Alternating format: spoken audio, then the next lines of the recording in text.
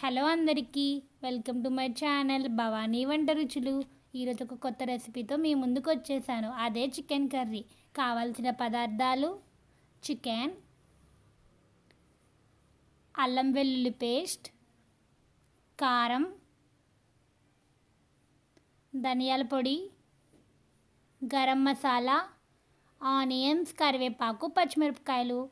stove మీద కడాయిలో 2 table spoons oil వేసుకొని కొద్దిగా ఆనియన్స్, పచ్చిమిరపకాయలు, అల్లం వెల్లుల్లి పేస్ట్ మరియు చికెన్ కూడా వేసుకొని